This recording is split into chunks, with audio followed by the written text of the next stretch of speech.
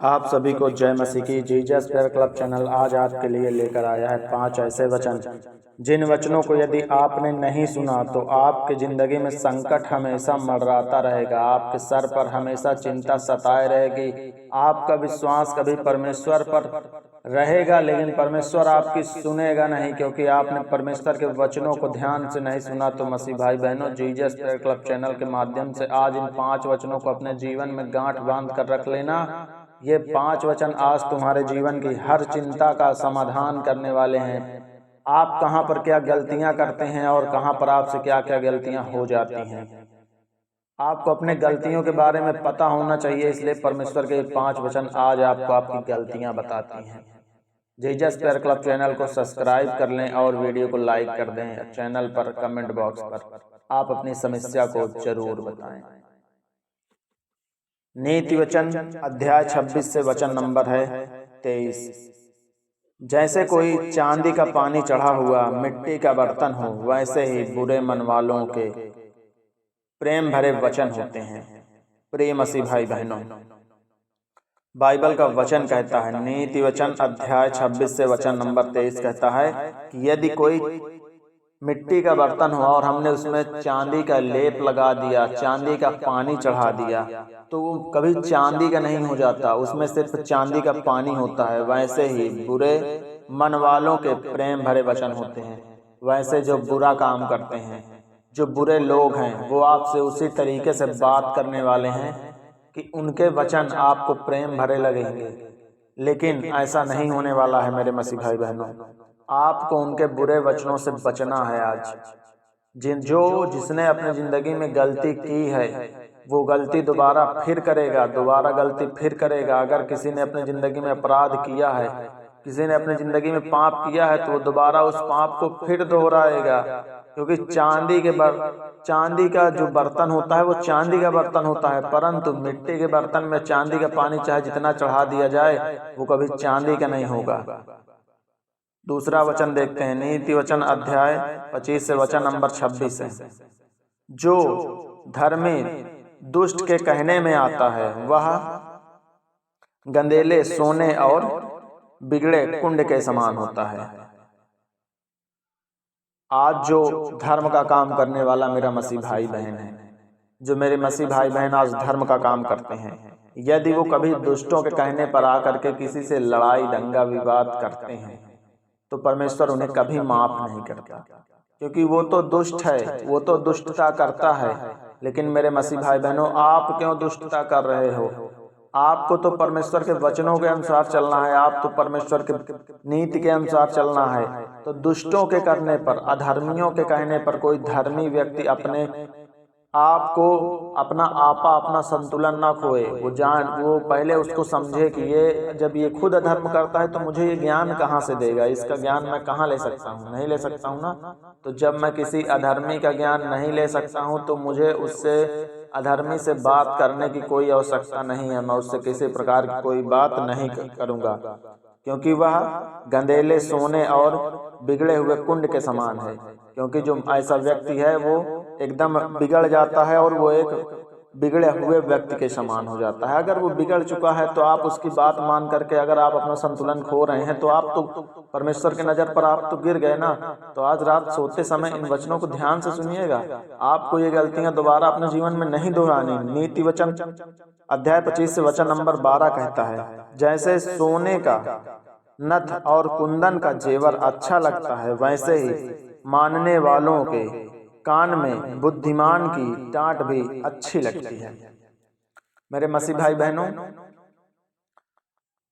जैसे सोने का नथ और कुंदन का जेवर अच्छा लगता है। अगर सोने का नथ है, मतलब आपके पास सोने के आभूषण है, और कुंदन के जेवर हैं, कुंदन के आभूषण हैं, वो तो आपको अच्छे लगते हैं। उसी तरीके से जैसे सोने का जेवर आपको अच्छा लगता है और कुंदन के नथ आपको अच्छे लगते हैं, उसी तरीके यदि कोई सच्चा व्यक्ति, कोई धर्मी व्यक्ति, कोई पवित्र व्यक्ति, कोई पवित्र आत्मा वाला व्यक्ति आपसे किसी प्रकार की कोई बात कह रहा है और आपको किसी बुरे काम के लिए आपको डांट रहा है, तो आपको उसकी डांट उतनी ही अच्छी लगनी चाहिए। अगर आपको ये वचन समझ में आ गया तो आपसे परमेश्वर हमेशा खुश रहेगा। क्योंकि जैसे आप सोने और चांदी और हीरे के बर्तनों से या हीरे के आभूषणों से आप खुशी रहते हैं, हीरों के वस्त्रों से आप खुशी रहते हैं, देख करके आपके मन में प्रसन्नता जागती है।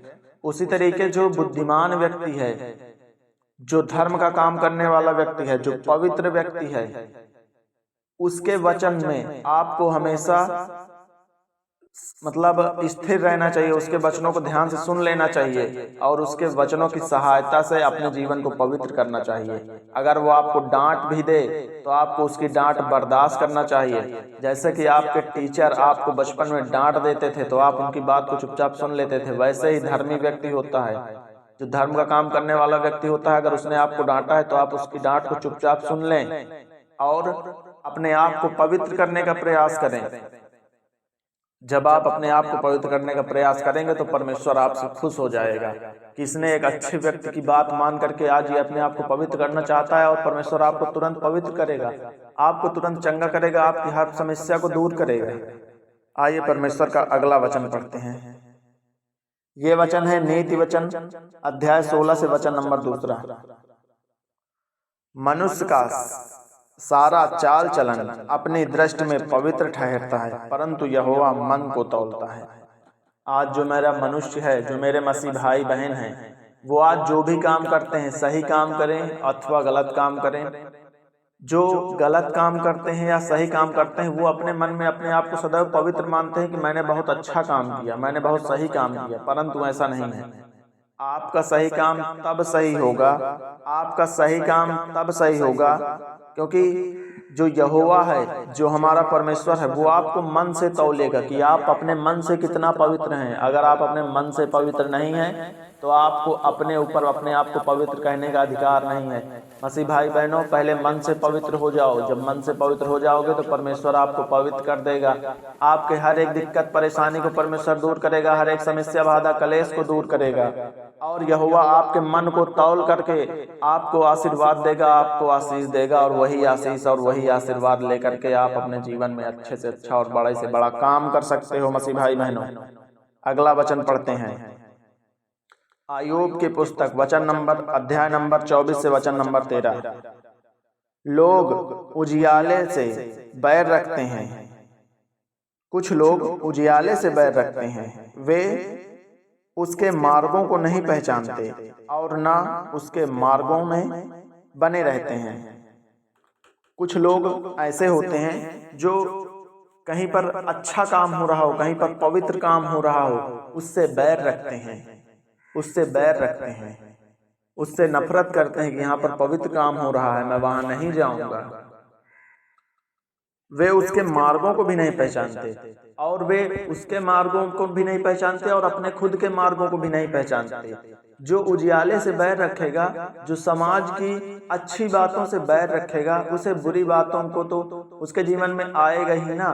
तो वो अगर समाज की अच्छी बातों से जो बुराई रखता है, वो हमेशा जिंदगी में अपने आप में ही बुरा बनता चला जाएगा, बुरा बनता चला जाएगा और एक स्थिति, एक कंडीशन ऐसी आएगी कि वो सबसे ज्यादा बुरा हो जाएगा और ना उसके मार्गों में बने रहते हैं और वो कभी अपने मार्ग को अच्छा बना नहीं पाएगा। और जो ऐसा व्यक्ति है, परमेश्वर आज उसे क्षमा नहीं करेगा। तो मेरे मसीह भाई बहनों, आज ये 5 वचन अपने जीवन में अच्छे तरीके से उतार लो। ये 5 वचन आपके जीवन को हर तरीके से चंगा करेंगे, आपको चंगाई देंगे, आपके जीवन का हर कष्ट, हर क्लेश, हर बाधा, हर दिक्कत तकलीफ खत्म करेंगे। अब आप आराम से आज रात सो सकते हैं। सुबह मॉर्निंग में फिर से मुलाकात होती है कुछ नए वचनों के साथ। तब तक के लिए जय मसीह की।